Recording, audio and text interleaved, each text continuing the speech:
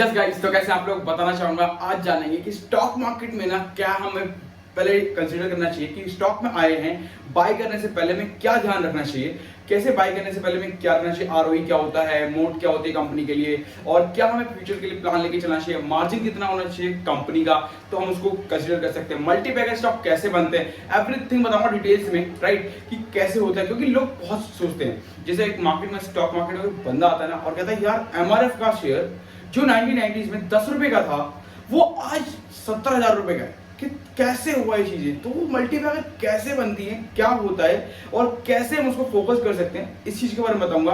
Plus जो page industries जो 400 रुपए 500 रुपए के ऊपर आईपीओ लेकर के आया था 2005 में 2004 में, कोई ज्यादा टाइम नहीं हुआ, और 2010 तक भी उसका प्राइस मुश्किल से 10,000 रुपए 1200 रुपए तक का था, और आज उसका प्राइस 46,000 रुपए का है। तो ये कैसे पॉसिबल हो सकता है, किसी कंपनी का प्राइस शेयर इतना ऊपर जा सकता है, कैसे होता है, कैसे क्या करते हैं, एवरीथिंग जाने के डिटेल्स में चलते हैं अपने व्हाइट बोर्ड पे। देखो फर्स्ट एक नॉर्मल सा एग्जांपल देखो, this most important thing before your invest.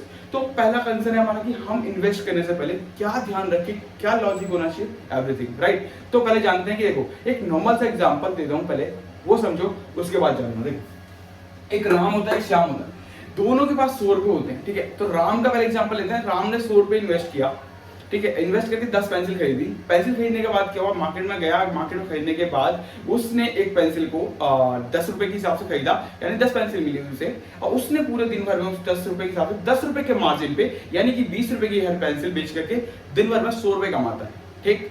Second thing, Shyam ने उसी काम को किया, 100 रुपए दे 10 पेंसिल खरीदी 10 रुपए के हिसाब से, पर उसने मार्जिन ऑफ कैपिटल कम कर दिया। उसने कहा 50% के मार्जिन में बेचना है, यानी कि 5 रुपए उसने बढ़ा दिए अपने प्राइस को, एंड 5 रुपए नहीं 15 रुपए के हिसाब से उसने अपनी पेंसिल को बेचा। बट उसका प्राइस कम था तो उसने अपने प्राइस से 30 पेंसिल बेची पूरे दिन भर में, और वो अपनी प्राइस से 10 पेंसिल बेच पाया, क्योंकि वो महंगी थी, क्योंकि वो ज्यादा महंगी थी, लोगों को सेम चीज लग रही थी और लोगों ने उन्हें खरीदा, उसने 10 बेच पाया पूरे दिन भर में। और इस बंदे ने पूरे अपने 2 से 3 घंटे में हर बार खत्म करके पूरे दिन भर में 3 बार जाकर उसने पूरे 30 पेंसिल बेच पाया, 30 पेंसिल को बेचा। अब देखो एक बंदे का रिटर्न कैपिटल क्या था, 10 रुपए का, ठीक है, मार्जिन 10 रुपए बेच रहा था, 10 रुपए पे बाय किया था, 10 रुपए का मार्जिन लेकर के 10 रुपए बेच रहा था, यानी 20 रुपए पे, यानी प्रॉफिट परसेंटेज कितना निकलेगा, 10 रुपए, ठीक है, यानी वो बंदा दिन भर में पूरे 100 रुपए कमा रहा है, ठीक। सेम थिंग यहाँ पे देखो कि बंदा 10 रुपए के वस्तु को खरीद रहा है, ठीक है, और उसके बाद 5 रुपए के मार्जिन में बेच रहा है, ठीक है। देन वो क्वांटिटी कितनी बेच रहा है, 30, राइट। तो देखो 5 रुपए के मार्जिन पे 30 क्वांटिटी बेच रहा है, काम थी 1500 रुपए कमाता है। देखो रिटर्न ऑफ इक्विटी कितना है, मार्जिन क्या लेके चल रहे हैं ये डिपेंड करता है। देखो यहाँ पे मार्जिन 10 रुपए का ही था, यहाँ मार्जिन 5 रुपए का था, बट क्वांटिटी किसने ज्यादा सेल करी, क्वांटिटी सेल करी श्याम ने ज्यादा, क्योंकि वो 30 पेंसिल बेच पा रहा है पूरे दिन भर में, एक छोटे से कम प्राइस पे वो 30 पेंसिल बेच पा रहा है। उसी सेम प्राइस पे वो वस्तु को बाय करता है राम, एंड उसके बाद उस पेंसिल को वो 10 रुपए के हाई मार्जिन पे बेचने के बदले वो अपनी क्वांटिटी को कम बेच पाता है। एक नॉर्मल एग्जांपल समझ में आया होगा, ठीक है। अब आपको समझ में आएगा कि हाई मार्जिन डिपेंड नहीं करता कि ज्यादा मार्जिन में बेच रहे हैं, किसी वस्तु 10 रुपए खरीदा तो हमने 20 रुपए के मार्जिन में बिक रहा है, 30 रुपए के मार्जिन में बिक रहा है, तो वो अच्छी कंपनी है, ऐसा कभी नहीं होता। आप इस चीज को देखिए कि इन्वेस्ट करते हो ना, यार एक कंपनी है, कंपनी को देखा मैंने सीएट टायर से, मान लो नॉर्मल एग्जांपल के लिए सीएट टायर नहीं, XYZ कंपनी है, ठीक है, एंड उसका जो है अमाउंट मैंने खरीदा 10 रुपए खरीदते हैं, एंड वो 50 रुपए 100 रुपए बेचते हैं, राइट। तो देन उस चीज को करने से अच्छा है कि क्या करें ऐसा कि हमें कुछ अलग हो पाए, राइट। तो नॉर्मल एग्जांपल लेके चलो कि देखो हाई मार्जिन डिपेंड नहीं करता कि कंपनी एक अच्छी है, एक लो मार्जिन की कंपनी अच्छी हो सकती है, क्योंकि प्रॉफिट परसेंटेज आप देख लो 50 रुपए ज्यादा ही कमा रहा है श्याम, 50 रुपए ज्यादा ही कमा रहा है आराम से, बिकॉज ऑफ दिस, क्योंकि लो मार्जिन है बट क्वांटिटी ज्यादा सेल कर रहा है, लोगों को ज्यादा बेच पा रहा है, राइट। तो ये डिपेंड करता है। तो आप कोई मार्जिन के बेस पे ना कंपनी को मत देखो कि हाई मार्जिन ज्यादा है तो कंपनी अच्छी कर रही होगी, ठीक है। उसके बाद एक दूसरा एग्जांपल देता हूँ, नॉर्मल सा एकदम जो मैंने खुद से किया हुआ है, ये तो एक बनाया हुआ एग्जांपल है जो कि चलता है मार्केट में। मैं आपको एक नॉर्मल सा एग्जांपल देता हूँ अपना। देखो मैं एक स्कूल में पढ़ता था, जब 10th क्लास में 11th क्लास में, तब उतना ज्यादा नॉलेज नहीं हुआ करती थी हमारे पास, तब मुझे इतना फाइनेंस आता भी नहीं था, ठीक है। तो मुझे एक ग्रुप मिला था पूरे स्कूल को, मेरे क्लास के बैच को, एंड कहा गया था Roshan you can do one thing, आपको एक काम करना है कि आपको मार्केट में जाना है, आपके पास 100 रुपए हैं, मतलब पूरे ग्रुप के पास, मतलब हर बंदे के पास 100 रुपए हैं, ठीक है, मतलब पूरे ग्रुप, हर एक ग्रुप के पास 100 रुपए हैं, ठीक है। तो सारे ग्रुप के पास 100 रुपए थे, 4 ग्रुप में चीजें, 4 नहीं आई थिंक 8 ग्रुप में डिसाइड हुई थी चीजें, और 8 ग्रुप अपने अपने काम पे लग जाता है, और हर ग्रुप में कम से कम 5-6 बंदे थे। तो हमारे क्या हुआ था कि एक ग्रुप बना दिया गया। ग्रुप बनाने के बाद हमें कहा गया कि आपको इस 100 रुपए से पैसा डबल करके लाना है, यानी कि 100 रुपए का जो पैसा है वो आपको कुछ भी करना है पूरे दिन भर में, बट आपको ये पैसा 100 रुपए का डबल चाहिए। अब ऐसा क्या करूं मैं कि इस पैसा 100 रुपए का डबल हो जाए, ठीक है। तो उन्होंने कहा कि मुझे अपना फोन रख लिया, उन्होंने सारी चीजें रख ली, एवरीथिंग उन्होंने रख लिया, और 100 रुपए देकर के उन्होंने ये भी कहा कि आप किसी को मार्केट में ये नहीं बताओगे कि आप क्या काम कर रहे हो, आपको इतना पता है 100 रुपए का अमाउंट डबल होना चाहिए पूरे दिन भर में, इतना आपको करना है। कैसे करना है ये डिपेंड करता है आप पे। अब मैंने एक बात सोची कि यार देखो, अब लोगों ने बहुत कुछ किया, लोग गए, घर गए, बाहर गए, लोग बहुत दूर तक गए, लोगों ने किसी के यहाँ जाके होटल में काम किया, किसी को घर गया, झाड़ू पोछा सब कुछ किया, एवरीथिंग बंदों ने किया, ठीक है। मैंने एक काम किया, अब थोड़ा सा माइंड तो चलता है क्योंकि बचपन से थोड़ा सा माइंड अलग सा है, खुराफाती सा, कि यहाँ नहीं वहाँ करना, ये नहीं करना, वो नहीं करना, अलग अलग सा करना। तो एक नॉर्मल सा एग्जाम्पल हुआ कि मैंने एक काम किया, 100 रुपए उठाया, और 100 रुपए से मैंने अपने ग्रुप से कहा कि एक काम करते हैं, 2 रुपए की पेन खरीदते हैं। वहां पे हमारे आसपास जो था ना, वो एक अच्छा सा ऑफिस एंड सारी चीजें होती थी, ठीक है। तो वहां पे लोगों का आना जाना, प्लस में एग्जाम सेंटर भी चल रहे थे, तो एवरीथिंग वहां पे देखा कि एग्जाम सेंटर है, और एग्जाम सेंटर पे लोग आ भी रहे, जा भी रहे, ठीक है। हमने क्या काम किया, एक 2 रुपए का एक पेन खरीदा। पेन खरीदने के बाद उस समय पे अच्छा खासा 2000 अगर आप 15 की देखो तो अच्छा खासा 2 रुपए पेन बहुत ज्यादा बिक्री होती है। आजकल लोग 10 रुपए 20 रुपए वाले पेन खरीदते हैं ज्यादा से ज्यादा, पर 2 रुपए पेन की उस समय बहुत वैल्यू थी। तो 2 रुपए के पेन के हिसाब से मैंने खरीद लिया, एंड मैंने कहा कि 100 रुपए का कैपिटल, हम 100 रुपए इन्वेस्ट नहीं करेंगे, क्या पता बिजनेस फ्लॉप हो जाए। तो मैंने कहा कि 50 रुपए इन्वेस्ट करते हैं, 50% अपना क्वालिटी इन्वेस्ट करने के बाद देखते हैं, लेट्स से क्या होता है। 50% क्वालिटी मैंने इन्वेस्ट किया, 2 रुपए के हिसाब से हमने एक पेन खरीदा, और पेन खरीदने के बाद क्या हुआ कि हमने उस मार्केट में पेन को जितनी खरीदी थी, यानी हमारे 25 पेन आ गई थी, 25 पेन को हम अच्छे तरीके से बेच भी दिया, सेल आउट भी कर दिया, एंड हमने देखा कि 50 रुपए जो दिए उसको हमने वापस मोबाइल भी कर लिया, और 2 रुपए की पेन को हमने 5 रुपए के हिसाब से बेचा। Because of this, exam centre चल रहा था, ठीक है, मार्केट में लोगों की जरूरत थी, और उसके बाद वहां पे कोई शॉप नहीं दिख रही थी, उन्हें पता भी नहीं था, एंड लोग 2 रुपए की पेन के बदले 5 रुपए देना इच्छुक भी समझ रहे थे, और उसके बाद उन्होंने लिया भी। तो 2 रुपए की पेन को मैंने 5 रुपए के हिसाब से बेचा, एंड जो मैंने बेचा उसके हिसाब से 25 पेन थी मेरे पास, और 25 के 25 रिकवर भी हो गया। मेरा रिटर्न ऑन कैपिटल जो था इक्विटी बहुत अच्छा आया, यानी कि मैंने 25 पेंसिल को जो है ना 50 रुपए में खरीदा, एंड उसी जगह पे मैंने उसको 75 रुपए के हिसाब से बेचा, 75 रुपए का मार्जिन भी कमाया। पूरे पेंसिल मैंने बेचा, उसके ऊपर 75 रुपए का मार्जिन कमाया, पर वस्तु 3 रुपए कमाए। तो मैंने कहा यार अच्छा खासा बिजनेस चल रहा है। उसके बाद मैंने उस पूरे कैपिटल से ऑलमोस्ट मैंने 100 रुपए का ऑलमोस्ट अमाउंट 1000 रुपीज बन चुका था, क्योंकि लोगों को नेट थी, कोई 2 पेन खरीद रहा था, कोई 4 पेन खरीद रहा था, 2 रुपए की वस्तु। अब एक अच्छा खासा अब बंदा जा रहा है, अब एक अच्छे खासे ड्रेस में जा रहा है, स्कूल की ड्रेस में जा रहा है, तो लगता है ना कि यार यस बंदा तो अच्छा खासा घर के लग रहा है, बंदा सही है, चीजें अच्छे से जान पा रहा है, एजुकेटेड भी है, तो पैसे से कर रहा, तो कुछ अलग सी चीजें होंगी। तो बंदों ने कुछ हिचकिचाहट नहीं करी अपने 5-5 रुपए देने में, और 2-2 पेन हर किसी ने खरीद लिया, तो हमारी सेल भी ज्यादा बढ़ गई, हमने 1000 रुपए मेक भी कर लिया अपनी कंपनी से।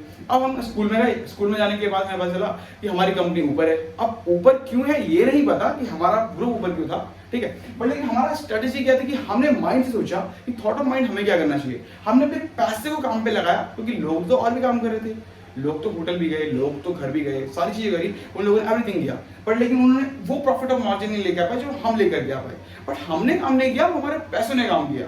तो थॉट ऑफ माइंड डिफरेंट हो सकता है, उस बंदे का कुछ और था, मेरा कुछ और, राइट। तो डिपेंड करता है कि हम कर क्या रहे, सोच क्या रहे। तो पहले हमें सोचना जरूरी है, राइट। तो देखो थॉट ऑफ माइंड के हिसाब से चलोगे ना तो चीजें हो पाएंगी। अब वो ग्रुप ऊपर के बदले नीचे उतर सकता था, मेरा ग्रुप ही क्यों ऊपर जाता, बट लेकिन डिपेंड करता है ना कि आप क्या सोचो। आई डोंट नो कि फाइनेंशियल दिमाग मेरा पूरा फादी था, तो मैंने सोची अलग सोची, बट लेकिन लोग भी काम कर रहे थे, बट मेरा ग्रुप ऊपर था, इस वजह से क्योंकि मैंने प्रॉफिट अलग करा। फिर मैं एक और भी काम हुआ कि मैं घर गया, घर जाने के बाद मम्मी को बोला, मम्मी आज मुझे स्कूल में 100 रुपए मिले, और मुझे कहा गया कि 6 बंदों का ग्रुप है और आप इस पे वर्क करो, इसका पैसा डबल होना चाहिए शाम तक। मैंने एक काम किया, मैंने जाकर के पेन बेचा, और जाकर के मुझे पैसे मिले 1000 रुपए, मैंने उसको प्रॉफिट कमाया। मम्मी ने कल कहा ठीक है फिर कल से काम करो, स्कूल छोड़ दो, जाके पेन बेचो। प्रॉफिट वहां ज्यादा दिख रहा है। मैंने कहा यार क्या मतलब कुछ भी कर दो, मतलब पैसा कमाना तो ठीक है, ऐसा ऐसा हो जाता है, पर कोई बात नहीं, होता रहता है, ठीक है। तो नॉर्मल सा एग्जांपल दिया मैंने आपको कि करना क्या है। आप माइंड ऑफ थॉट सोचो कि मार्जिन परसेंटेज कभी फर्क नहीं पड़ता। अब 2 रुपए की पेन को मैं 5 रुपए के बदले 10 रुपए में सेल करता, क्या पता वो नहीं सेल आउट होता, राइट। या तो मैं भी किसी जगह पे जाके काम करता, और जो उन्होंने होटल गए, उन्होंने घर पे काम किया, एवरीथिंग काम की, तो वो सारी चीज तो उन्होंने अपने पैसे को काम पे नहीं लगाया, उस पैसे को बचा के रखा, save on the time, and उसके बाद उन्होंने काम किया। तो डिपेंड करता है ना आप क्या थिंक अबाउट कर रहे हो, कि आपकी थिंकिंग क्या है, राइट। कोई दिक्कत नहीं है। फिर जानते हैं, देखो इसमें जानना आता है रिटर्न ऑन इक्विटी। जैसे कि मैंने आपको बताया, पहला पॉइंट डिस्कस करते हैं ROE क्या होता है। देखो अब उसको जानता है अच्छे से कि हमें क्या क्या ध्यान रखना चाहिए। ROE रिटर्न ऑन इक्विटी पहले ही बना चुका है इसके ऊपर वीडियो, इसे कैसे निकालते हैं एंड एवरीथिंग। अब बताता हूँ रिटर्न ऑन इक्विटी क्या होता है। रिटर्न ऑन इक्विटी एक नॉर्मल सा फंड है, जैसे मैंने बताया आपको कि एक राम था 100 रुपए की पेंसिल खरीदता है, 10 पेंसिल बेचता है और प्रॉफिट कमाता है 100 रुपए का, राइट, 10 रुपए के मार्जिन पे। वॉल्यूम कम होता है, मार्जिन ज्यादा रखता है, बट सेम चीज श्याम करता है, अपनी वॉल्यूम को ज्यादा बढ़ाता है एंड मार्जिन को कम करता है। 5 रुपए बेचता है, 150 रुपए कमाता है, तो 50 रुपए ज्यादा कमाते हैं, यानी रिटर्न ऑन इक्विटी श्याम का ज्यादा है मुकाबले राम के, राइट। तो रिटर्न ऑन इक्विटी उसकी ज्यादा है, तो रिटर्न ऑन इक्विटी किसका ज्यादा है, कंपनी किसकी अच्छी, श्याम की ना। एक लो मार्जिन पे एक अच्छा खासा प्रॉफिट कमा रहा है और हाई मार्जिन पे भी एक प्रॉफिट नहीं बना पा रहा है, वो कम ही कमा रहा है, तो सबसे बड़ी तो ये कंपनी होगी ना श्याम वाली, कि मैं इसमें इन्वेस्ट करूं, राइट। तो एक मार्जिन पे डिपेंड नहीं करता। अब देखो मार्जिन, एक कंपनी है जो कि मार्जिन के बेस पे आपको मैंने बताया, ठीक है। बट जहाँ पे यहाँ पे मार्केट में ना 2 तरह की कंपनी है राइट नाउ। एक जो मार्केट अपना मार्जिन लूज करती है, वॉल्यूम पे ध्यान देती है, वॉल्यूम पे ध्यान देती है, मार्जिन को लूज करती है। 2 में से एक कंपनी मिलेगी। 2 एग्जांपल देता हूँ, दोनों में आपको दोनों कंपनी डिफाइंड हो जाएगी। पहला देख लो, मारुति सुजुकी,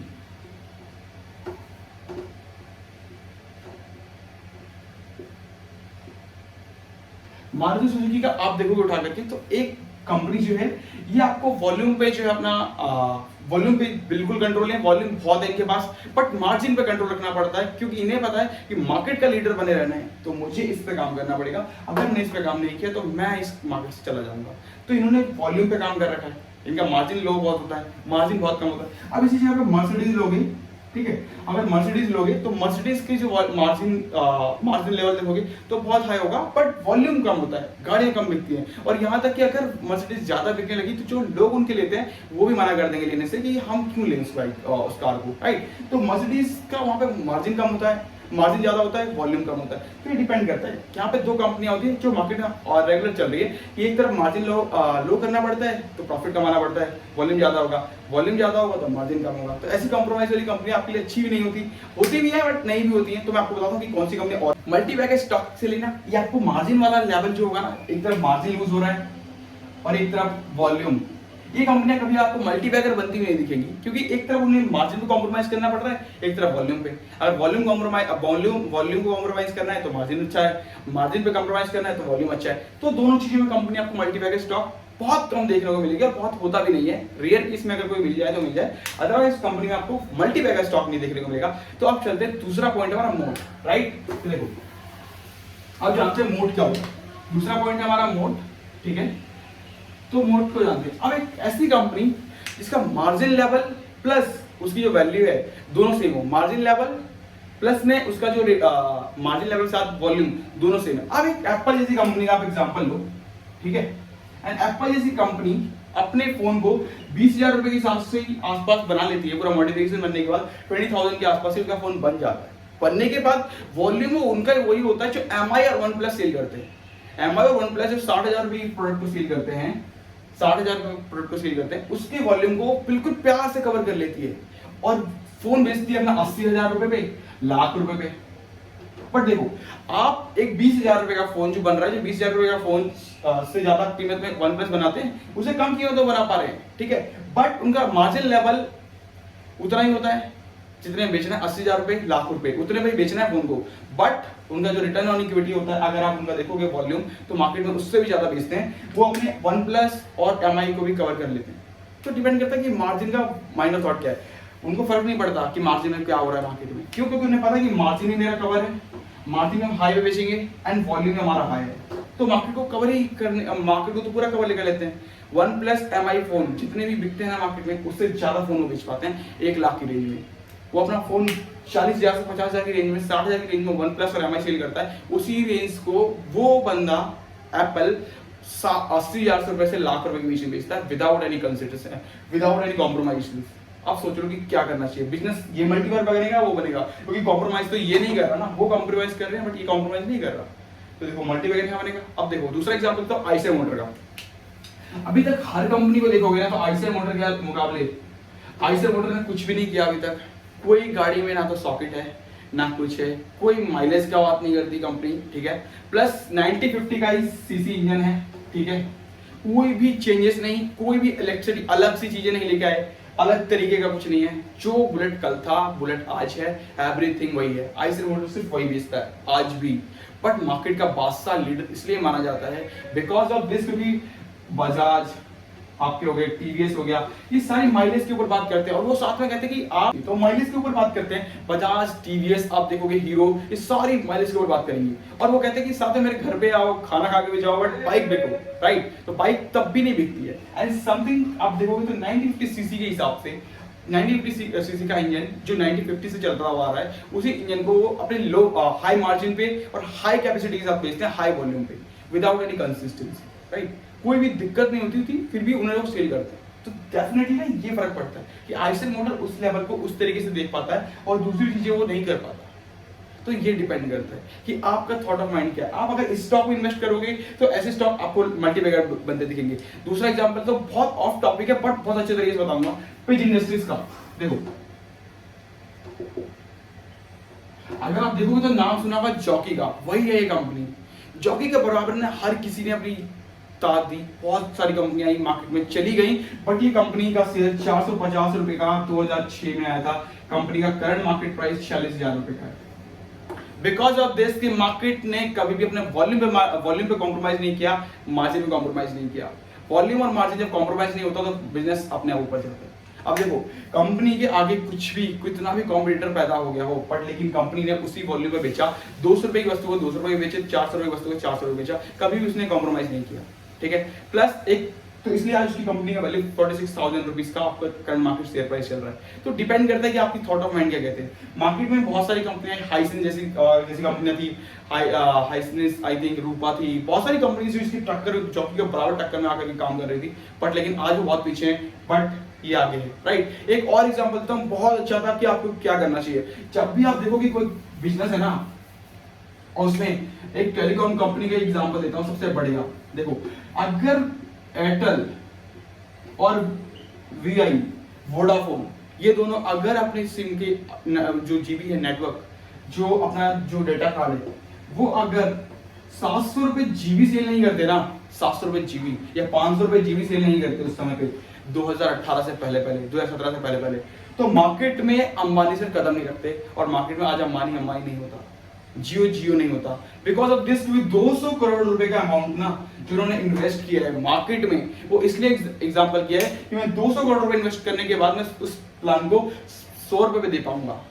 पूरा कितना बड़ा मार्जिन खत्म कर रहे हैं। अगर इसी चीज को अगर एयरटेल और वोडाफोन ने 100 रुपए के हिसाब से बेचा होता, और मार्केट में क्या अंबानी जी सोच पाते कि मैं इसको 50 रुपए के ऊपर दे पाऊंगा?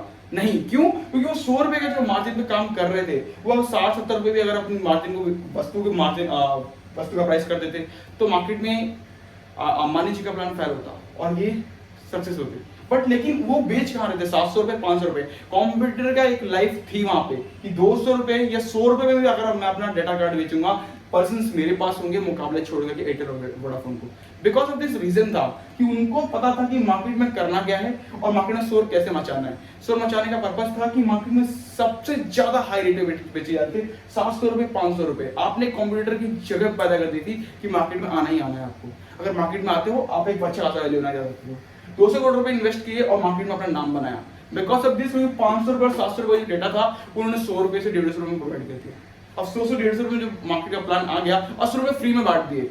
यूजर्स को ग्रैब किया, अपने डेटा को फ्री में बांट दिया। बिकॉज ऑफ दिस, क्योंकि मार्केट को कैप्चर करना था। तो दिमाग की चीजें थी कि कॉम्पिटिटर अगर यहाँ पे अगर वो एयरटेल इसी डेटा जीबी को अगर वो 100 रुपए के हिसाब से बेच रहा होता तो पहली बात तो रिलायंस सोचता ही नहीं कि अब मैं अपने डेटा कार्ड को 50 रुपए के हिसाब से बेच पाऊंगा। क्यों? क्योंकि 100 रुपए के हिसाब से जब वो आ रहा था, 50 रुपए के हिसाब से अगर अंबानी ने सोचा होता कि हम इसको रिलीज कर पाएंगे। तो 100 रुपए से जब 50 रुपए वो लॉन्च होने वाला होता है, उससे पहले वो 60 से 70 रुपए अगर वो कर देंगे तो मार्केट में तो कोई कॉम्पिटिटर पैदा ही नहीं हो सकता, क्योंकि यूजर बेस ऑलरेडी एयरटेल और वीआई का था। बट लेकिन एयरटेल और वीआई का यूजर बेस इसलिए वहां पे था तो वो कंप्यूटर पैदा नहीं होता, बट उन्होंने ऐसी जगह पैदा होने दी क्योंकि वो 700 रुपए 500 रुपए के हिसाब से जीबी बेच रहे थे।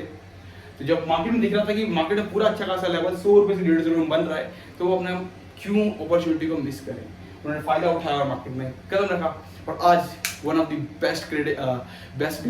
ग्रेटेस्ट कंपनी में से एक जियो कंपनी है, राइट।